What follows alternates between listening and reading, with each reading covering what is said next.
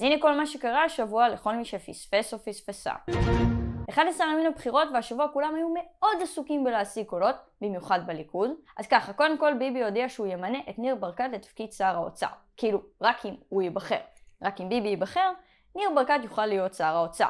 אם ביבי לא ייבחר, אז אנחנו נעשה עוד בבחירות עד שהוא כן ייבחר, כי ככה הדמוקרטיה עובדת בשנה וחצי האחרונות. או עד ה-17 במרץ, התאריך הרשמי לדיון הראשון במשפט נתניהו, שבטח יידחה. מיותר לציין שאף אחד בליכוד לא בדיוק התלהב מהעובדה שניר ברקת, האדם החדש ביותר בפוליטיקה, יקבל את אחד התפקידים הבכירים ביותר.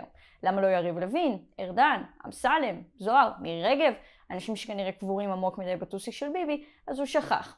וברקת יקבל מאותה הסיבה שבנט קיבל להיות שר הביטחון, כפי שביבי עצמו הסביר בשבוע שעבר, ולא הבין למה לא כולם צוחקים יחד איתו מהבדיחה המדהימה שלו בשביל המנדטים.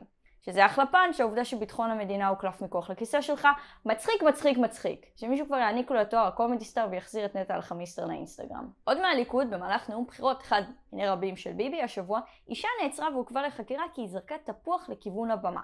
אותה אישה עשתה את זה, לדבריה, כי ביבי זנח את העדה האתיופית. אבל מחוץ לאותו נאום נזרק מוט ברזל על הפנים של פעיל שמאל מספר פעמים על ידי תומכי נתניהו שלא עוכבו לחקירה. אבל תפוח! ובאשר לאותה מפגינה הסתבר מאוחר יותר שהיא גם מורה והיא הוזמנה לשיחת בירור אצל רפי פרץ. אבל שימי לב במה עוד זכית. ביבי הרחום שמע את תפילותייך והוא התכוון להעלות 398 מבני הפלשמורה כמה שיותר מהר וכמה שיותר לפני הבחירות.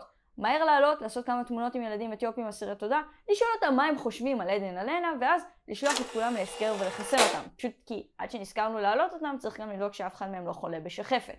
שזה מדהים מה ביבי יעשה בשביל להשיג מנדטים. שתדעו אגב שמנדלבליט התנגד לבעילות של המהלך, ואמר שעוד יכולים לפרש את זה כמשהו שמונע משיקולים של בחירות. זו בדיחה מצוינת. אתה רואה ביבי? ככה עושים את זה.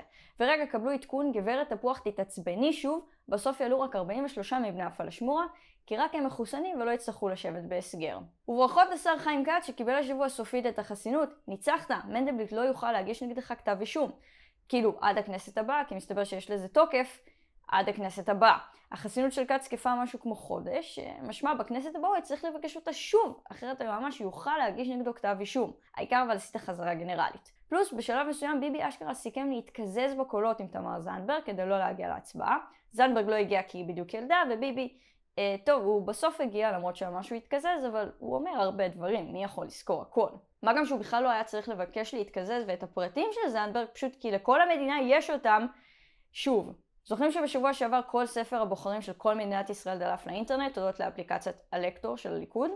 ובכן זה קרה שוב, ככה שאם מישהו עוד לא יספיק להוריד את כל הפרטים של כולנו, זה שוב זמין ברשת וחינם. שמישהו ייקח מאיתנו כבר את התואר לעומת הסייבר, למה זה כבר מביך. ואם כבר עסקננו בגנבת פרטים, למה לא לגנוב הישגים? אז מלבד זה ששר החוץ שלנו, אני מקווה שהזמני ביותר, ישראל כץ, בטוח שהוא יודע אנגלית, הוא גם בטוח שהוא אחראי לעמוד דברים אחרים. אין, מאז שהוא הרזה הוא עף על עצמו. אז פורסמה כתבה בהארץ שבה דיפלומטים ושגרירים טוענים כי ההישגים של כץ מאוד דלים. כץ מיד הגיב ופרסם רשימה שלמה של הישגים, רק שאופסי וופסי, אף אחד מהם לא שלו. אז לא, כץ, אתה לא היית אחראי לטקס ציון 75 שנה על שחרור אושוויץ, זו הייתה יוזמה של בית הנשיא, משה קנטור ופורום השואה העולמי. אתה גם לא העברת לשגרירות הונדורס לירושלים, כי א', ביבי עשה את זה, וב', באותה נשימה, הוא גם לא עשה את זה, כי הם מעולם לא רצו להעביר את השגרירות, אלא רק לפתוח משרד סחר, וגם זה לא קרה.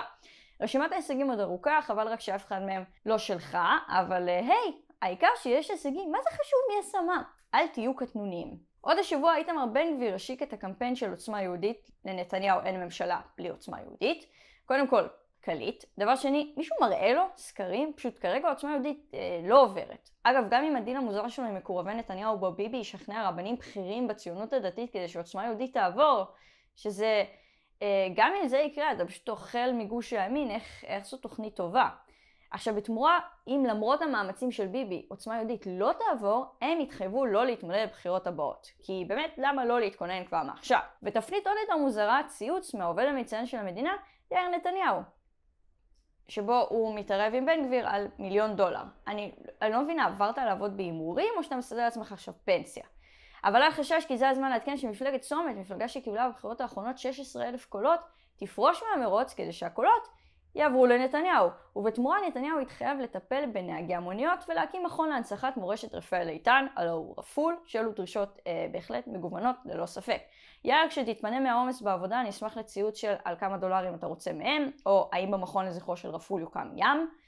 לשיקולך. וזה הזמן לעבור, איך לא, לכחול לבן. קודם כל כן, בני גנץ קרא לדנה וייס דפנה. איך אנחנו אומרים לתת לו להיות ראש ממשלה עם טעויות כאלו? מי ישמע, הוא אמר שאבו מאזן ואולמרט רצים לכנסת של ישראל. הלו, זה היה ביבי. אז אפשר לבחור בראשי ממשלה גם אם הם טועים בשמות. ועכשיו לטעויות יותר גדולות, התיקים של נתניהו.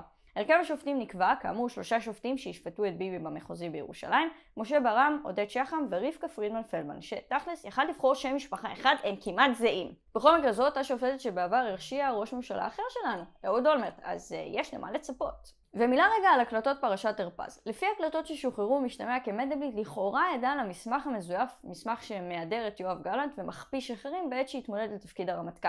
אגב, גבי אשכנזי בחר בגלנט בזמנו והמינוי אושר אבל בוטל עקב עתירה לבג"ץ. ועכשיו אומרים שמנדלבליט ידע על המסמך. כרגע בגלל שלא התפרסמו כל השיחות אין מספיק פרטים להבין מה קרה שם, אז נתעדכן לגבי זה. ובינתיים ברשימה המשותפת איימן עודה רוצה להיות שר התרבות, כי לטענתו הוא טוב יותר ממירי רגב בנושא ואפילו קרא צ'כוב. לא שזו חוכמה להיות יותר טוב ממירי רגב, כן? אבל לקבל נקודות זכות בזה שקראת. לא בהכרח צ'כוב, פשוט קראת משהו. נפתח בחדשות הקורונה. אז ככה, בעולם כבר יש יותר מ-2,000 שנפטרו מהמחלה, בישראל עדיין לא נרשמו חולים, אבל זה ממש עניין של זמן, כי היום נוחתים בארץ משוחררי אוניית הקורונה. וחברים, לא לשכוח דבר ראשון להודות לביבי ושרה בפוסט התודה שלכם, תלמדו מהטעויות שנעמה יששכר. אז הם נוחתים ונכנסים לעוד בידוד, וארבעת הישראלים שכבר נדבקו נשארים ביפן לטיפול, וכמובן מתמרמרים על זה. שכאילו חבר'ה, אתם מאושפזים באחד מהמקומות הכי טובים מבחינה רפואית שיש, עדיף לכם להישאר שם. כמו כן הורחב צו איסור הכניסה והפאניקה מבחינת מדינות ואזרחים זרים.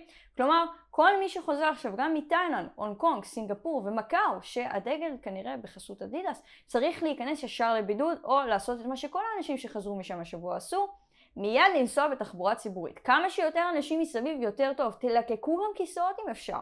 ולמרות הכל, אל דאגה, כי הרב עמיחי אליהו, שהוא יושב ראש איגוד רבני קהילות, ארגן בכותל תפילה המונית בתחילת השבוע, שתעצור את עילוי נשמתה של הקורונה. אז אנחנו מוגנים חברים, לא צריך לעצור יותר את האנשים שחולים בקורונה מלהיכנס, התפילה תעצור את המחלה שלהם. עוד השבוע שלט החוצות מעורר המחלוקת. קודם כל, אי אפשר לעשות שלום עם האויבים שלך מובסים, כי אז זה לא שלום, זה יותר לכבוש, אבל סבבה. דבר שני, השלט הוסר וגם נחשף שעומד מאחוריו ארגון פרויקט הניצחון הישראלי. הם גם היו אחראים על השלט של איסמעיל הנייה בספידו ושל בובת התרנגול המתנפחת. ולא, פרויקט הניצחון הישראלי הם לא קולקטיב של אמני מיצב, הם מנסים לפתור את הסכסוך הערבי-ישראלי, שכאילו במציאות שבה מחבלים זורקים עלינו בלונים ועפיפונים, שלטי חוצות ובובות מתהפכות אכן נשמע כמו משהו שילחם בזה, כי רשמית הכל מטומטם. וכמובן סערת דוכני התפילין. אז קודם כל עיריית תל אביב מסרה שהיא לא אסרה על הצבת דוכנים, פשוט יש חוק שאוסר להציב כל דוכן של פעילות מסחרית, דתית או חברתית במרחק של 100 מטר ממוסדות חינוך.